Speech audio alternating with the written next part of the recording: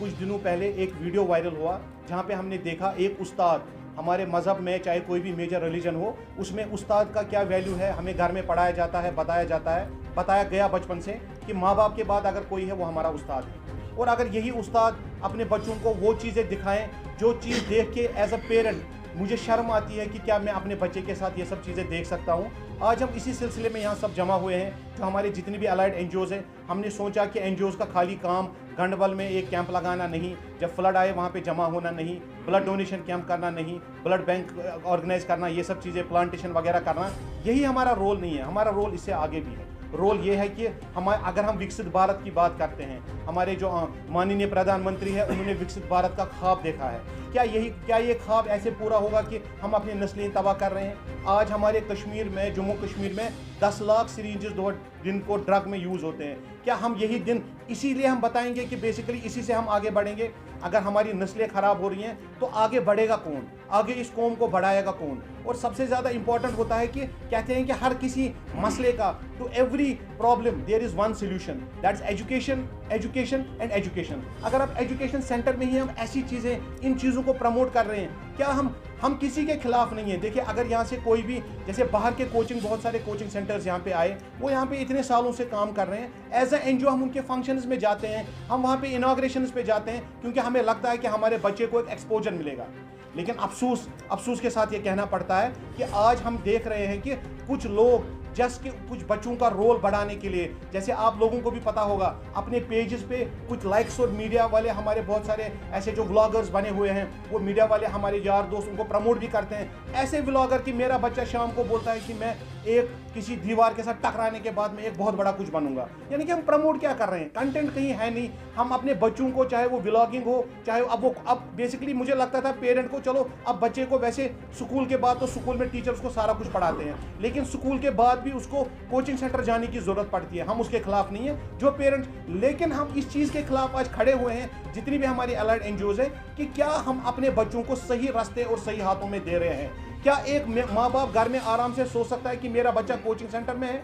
क्या माँ बाप आराम से सोच सकता है कि मेरा बच्चा स्कूल में है? कि मैं आपको बताऊं, वसू के साथ जब से ये वीडियो वायरल हुआ है, बहुत सारे पेरेंट्स के, क्योंकि मैं खुद 20 साल से एजुकेशन में हूँ, कोई पैराशूट नहीं है कि मुझे कोई बताएगा कि कश्मीर का एजुकेशन सेक्टर कैसा है। I have been into education from last 20 years, और 20 साल में हमें जैसे भी आया, जिस तरह से आया, हमने लोगों की मदद की, ताकि मुझे पता है हमारा जो मुस्तकबिल है वो हमारे बच्चे हैं। जब तक हम अपने बच्चों को सही तरबियत नहीं देंगे, हम किसी के खिलाफ नहीं है। मैं फिर से कह रहा हूँ, हमारा मेन मुद्दा और मकसद ये है कि कश्मीर एक ऐसी जगह है जो बहुत ही एक वर्स्ट पीरियड से निकल के आई है। पिछले 30 साल हमने बहुत कुछ देखा, अब अचानक से अब सब कुछ हमारे बच्चों को दिखाओगे at one point of time. हमें यह भी देखना है कि क्या वो उस लेवल के बच्चे हैं जो बेचारे एक कन्फाइंड माहौल से निकल के आए हैं, और आप ऐसी चीज़ें करेंगे। और हम चाहते हैं कि आइंदा, आज यहाँ मतलब मुद्दा होने का एक ही मकसद है कि आइंदा अगर ऐसा कभी भी हमें लगता है कि ऐसा कुछ होता है, पहले सबसे पहला मेरा जो मैसेज है पेरेंट्स के लिए है। देखिए, बच्चा एक कच्चा जो गड्ढा होता है ना, उसके मानिंद होता है। आप उसको जो बनाएंगे वो बनेगा। बाद में जब गड्ढा बन जाता है उसको आप खाली पेंट कर सकते हो, you can not remake it. आप उसको दोबारा नहीं बना सकते हैं। तो पेरेंट्स से रिक्वेस्ट है, मेरी हाथ जोड़ के रिक्वेस्ट है कि वो अगर वो बच्चों को कहीं स्कूल कॉलेज भेजते हैं, अच्छी तरबियत देते हैं, वो दे, that is their fundamental right. But apart from that, माँ बाप को चाहिए कि हर महीने जो हमारे ड्रग एडिशंस का जो हमारा डेटा है वो बढ़ रहा है। पिछले महीने 10 लाख था, आज 11 लाख 12 लाख पे जा रहा है। ये हम सब लोगों की जिम्मेवारी है, मेरे भाइयों, मेरे बहनों।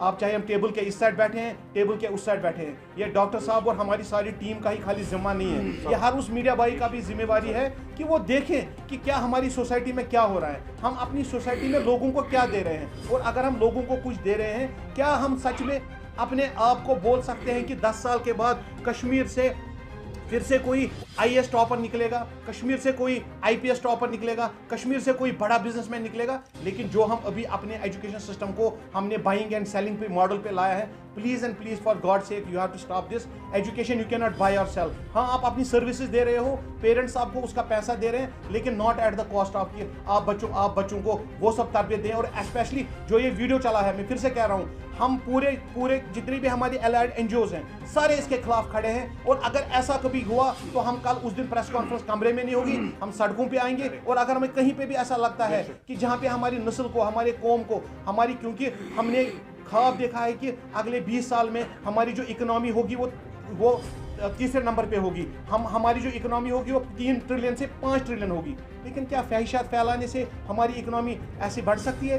क्या ये सब चीज़ें करने से आप फीस की वजह, आप जस्ट तो अर्न द फीस, आप इतना गिर सकते हैं कि एक टीचर जिसको हिंदू मज़हब में भगवान और हमारे इस्लाम में उस्ताद की क्या अहमियत है, ये सबको हमें पता, बताने की ज़रूरत नहीं है। क्या आप उस भगवान को इस चीज़ के लिए यूज़ करोगे कि वो एक ऐसा वीडियो चलाएगा कि जिसके देखने के लिए अगर जब आप भी बैठे होंगे तो अपने बच्चों के साथ ये सब चीज़ें आप नहीं देख सकते। जब एक पेरेंट अपने बच्चे के साथ वो नहीं देख सकता है, how is it possible on earth कि एक टीचर अपने बच्चे को ये सब दिखाता है, बाद में आप माफ़ी मांगेंगे? क्या ये माफ़ी काफ़ी है कि आप एक बच्चों का एक जहन ऐसा पोल्यूट कर रहे हैं जिससे हमें लगता है कि ये सब चीज़ें हम इसके बिल्कुल खिलाफ है?